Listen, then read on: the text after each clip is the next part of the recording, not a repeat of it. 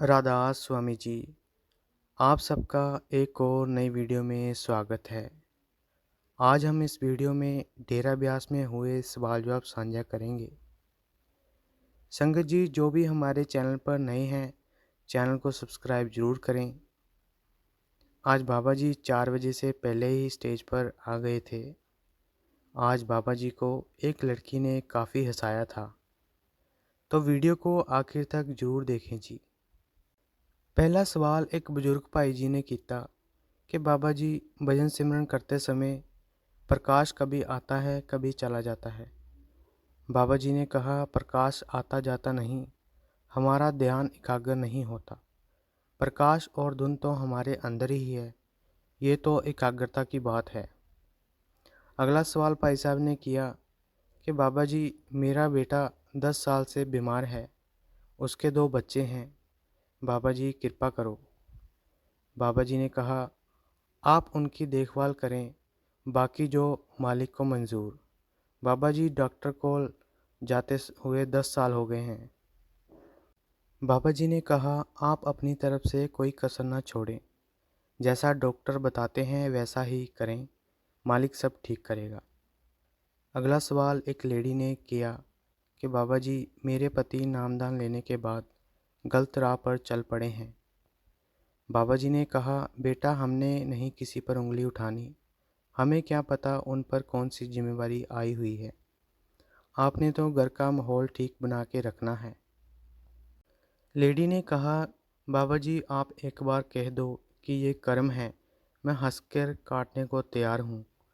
बाबा जी ने कहा, बेटा, ऐसा नहीं सोचना, आप उस मालिक के हुक्म में रहें बस। अगला सवाल एक लड़के ने किया कि बाबा जी, जैसे भूचाल या कोई कुदरती आफतों में मासूम बच्चों की मौत हो जाती है, क्या ये पहले से लिखा होता है? बाबा जी ने कहा, बेटा, किसने कब जाना है, ये तो सब पहले से ही तय होता है। बाबा जी ने कहा, एक अंग्रेजी में कहावत है कि जिन आत्माओं को परमात्मा ज़्यादा प्यार करता है, वो आत्माएं जवानी में चली जाती हैं।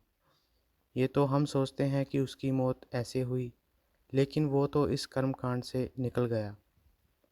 अगले सवाल में एक लड़की ने बाबा जी से कहा, बाबा जी, मैं 4 लाइनें आपके लिए बोलना चाहती हूँ। लड़की ने एक लाइन में कहा, बाबा जी, कुट के जप्फी डालने को दिल करता है। बाबा जी ने कहा, बेटा, अब मेरी उम्र तो देखो, आप कुट के जप्फी पाओगे तो मेरी जान निकल जानी।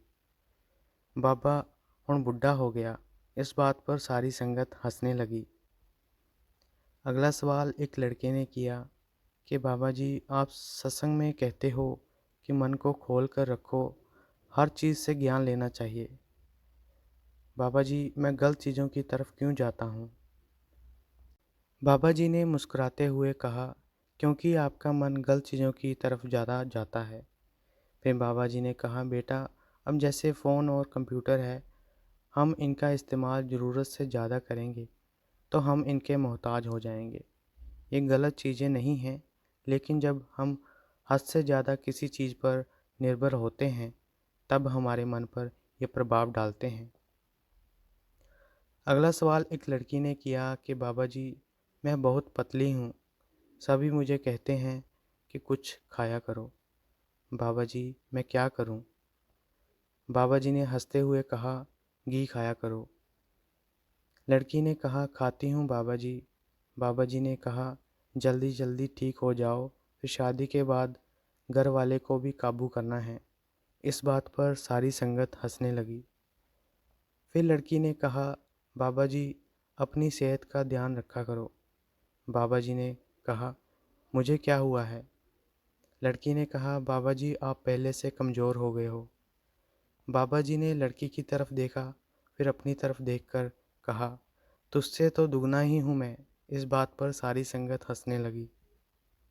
अगला सवाल, बाबा जी, मैं पंडित हूँ और पंडिताई का काम करता हूँ, लेकिन मैं जब ब्यास आता हूँ तो कुछ दोस्त कहते हैं, तुम ब्यास क्यों आते हो और तुम दान दक्षिणा लेते हो, उससे कर्म बनते हैं। बाबा जी ने कहा, बेटा, नहीं, ऐसा नहीं है। अब कोई ना कोई काम तो करना ही है। अब टीचर भी यही करते हैं। बस फ़र्क इतना है कि आप रूहानियत की बात बताते हैं। बस आप ध्यान रखें कि जितना आपका बनता है, उतना ही किसी से लें। अगला सवाल एक लड़की ने किया कि बाबा जी, ज़िंदगी में सक्सेस का सही मतलब क्या है? बाबा जी ने कहा, असली सक्सेस तो वही है जो अपनी ज़िंदगी में आने वाली मुश्किलों को हल कर सके। पैसा तो कोई भी कमा सकता है,